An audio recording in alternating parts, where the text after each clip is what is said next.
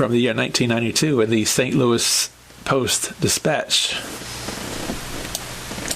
Burton, 50, brings the junior to senior ranks. For old guys, some facts are harder to face than others. This is one of the most traumatic events we've dealt with lately. Nelson Burton Jr. is a senior. Bo, who joined his father in the ABC Hall of Fame in 1980, qualified for the Professional Bowlers Association's senior division by reaching age 50 on June the 5th. His father now is 85.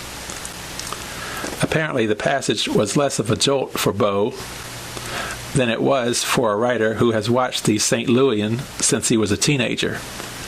At the World's Invitational in Chicago in 1959, Burton included Detroit veteran Buzz Fazio among his match play victims, causing the fiery-tempered Fazio to mutter, "It was bad enough trying to deal with his old man, and now I get beat by his kid." "No, I didn't have any special feelings about joining the seniors," said Burton, who competed in the $150,000 PBA Senior Showboat Invitational in Las Vegas, Nevada last month. "It's bowling, and that's my job. It's good for me, and it's good for the players. I knew about 200 of the 400 bowlers who competed in the showboat, and I got a warm reception. Some of them were fellows I shot against on the tour 20 years ago and hadn't seen since." Burton, who has been colorman on the ABC telecast of the PBA meets for 17 years, retired from tournament action for several seasons, then returned on a limited basis last spring. He usually made the prize list.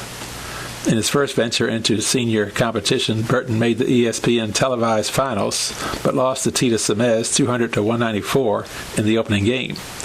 Nevertheless, it was a $4,000 payday for Bo. "Is there much difference between a seniors and a regular PBA tour event?" "Oh, sure," Burton said. "Everything is much more relaxed, and so was I. It's not life and death like it was on the tour. People are more cordial. These are bowlers who want to win, but they know they're not going to have to cash in order to make the mortgage payment. Most of the seniors are retired guys who are enjoying a tax-deductible vacation." Both the seniors and the PBA regulars will be at a St. Clair Bowl in Belleville for the $142,000 PBA Senior/Touring Pro Doubles meet August 2 through 6. The crowd that showed up in Las Vegas may have had more loose change than the usual group. There were 424 bowlers who paid the $200 entry fee, with 16 others on the standby list. A series of elimination rounds reduced the field to 24 for match play, and by the time 5 bowlers had advanced to the TV round, they had rolled 56 games. As soon as a couple hundred men were eliminated, they started a $100 tournament on the other side of the house, Burton said. And on the day of the TV finals, a bunch of them got involved in a $500 one-loss-out tournament. I didn't hear about it, or I'd have entered. The show wasn't until that night.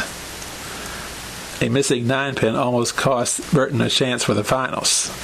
In the next-to-last match game against Dick Beattie, I started with a strike, but then left the 4-6-7-10 split, Burton said. Fortunately, Beattie and several spectators had noticed that there wasn't a number 9 pin, so I had to take the shot over. It would have been the same if I had had a strike. Fortunately, I struck on my second try, which made about a 25-pin difference in my score. Even then, I needed 3 strikes in the 10th to beat Beattie 204 to 203. That put me against Jimmy Certain in the position round, and I won 246 to 226 to qualify for the TV match. Otherwise, only the caddies surprised the newcomer. The Showboat Center has 106 lanes, and they were all used in the qualifying, Burton said. There are 36 lanes in a gambling area and 70 more lanes, so a bowler using 4 balls who had to switch from one end of the house to the other between games really had a problem. A lot of guys solved it by hiring young employees to haul their equipment on wheeled carts. I was amused at first, but by the last day I was also using a valet.